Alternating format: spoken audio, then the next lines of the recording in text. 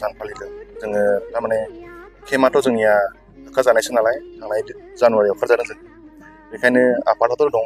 दासिमबो दङ आरो थालांबाय थागोन बेखायनो जोङो जोंनि जानाखि बे मुंख्लं सान जों बेखौ थारमाने मोनसे जायगा फोथाराव खालामनांदों आरोखि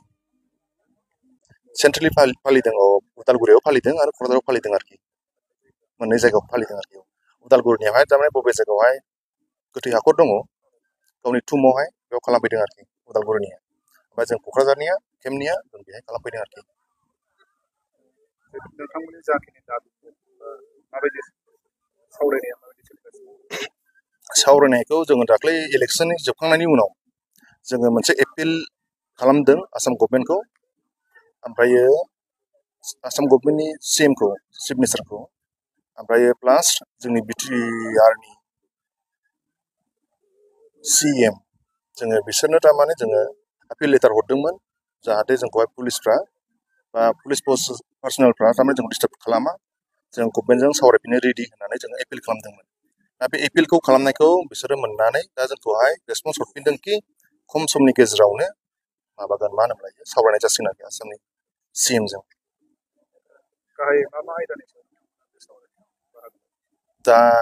सिगाङाव आं बुंग्रोयो न'खरनि इस्युखौ जोङो सल्भ खालामग्रोदों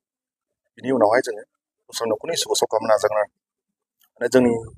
न'खरनियावनो दा एसे इस्युआ गोबांसिन जालांदों नालाय दा जों जेब्ला जोंनि न'खरनि इस्युखौ जों सल्भ खालामनो हाया अब्लानासिम जोङो जेबो बुंथ'नो हाया जों जेब्ला न'खरनि इस्युखौ सल्भ खालामो अभियासलि जों गासैखौबो सल्भ खालामनो नाजागोन आरोखि रायलायनायनि गेजेरजों दा जुदि CM सारा जुदि जोंखौ जुदि बे खम समनि गेजेरावनो लेंहरदोंथ' दिनैहाय आङो मैया मोनासिमाव फन फैदोंमोन 10:30 बायदियाव कन्टेक्ट खालामहरदोंमोन आं बुंदों माने जोंना 13 तारिखआवहाय सेंग्राफोरखौ गासिबो लेंहरजोबगोन उदालगुरि क'क्राझार जों ज' सावरायग्रोगोन बिनि उनावहाय जों मा डिसिसन लानाय जायो CM सारनो जों खोन्थाहैगोन होननानै बुंहरदों आरोखि मैया मोनायाव जोङो केम्प जादोंबाबो मानसियाथ' जों दाबोसो आफादाथ' दं नालाय जों थारमाने मा खालामथारदों फ्रेगमेन्टेसन खालामथारदों आरोखि जोङो फिसा जायगायाव थादों आरोखि जों बेखाराव थायाखै माबा मा होनो थालिर गायदों बहाबा फुख्रि माबा ना हगारदों बहाबा अमा फिसिदों बहाबा मुदुफुल गायदों माने बबे जायगायाव जों सेंग्राफोर ज' थादों बे जायगायाव थारमाने जों बेखार थायाखै आरो थारमाने माबा मोनसेबाबो थांनानै थानायनि राहाखौ जाहाथे आफादा थांनानै थायो बे बेबस्थाखौ जों खालामनानै दोनदों आरोखि जोङो बे नङाखि जोङो ज' थानायावबो जों खालामखायोमोन दा जों ज' थानो मोनाखै हिसाबै जों नैबे पार्कआव एरियानि साहा थानाय नैबे सेरमुगा उदां फैलाव जायगायाव जोङो लानो गोनां जादों मानो होनबा जोंहा थांनाय जानुवारि 1 तारिखआवनो जोङो जोंनि सरकारनि बिथोन बायदि जोङो जोंनि केम्पखौ खालि खालामनांदों दा बेनिखायनो जोङो जोंनि क'क्राझारनि साफ्रोमबो केडारफोरखौ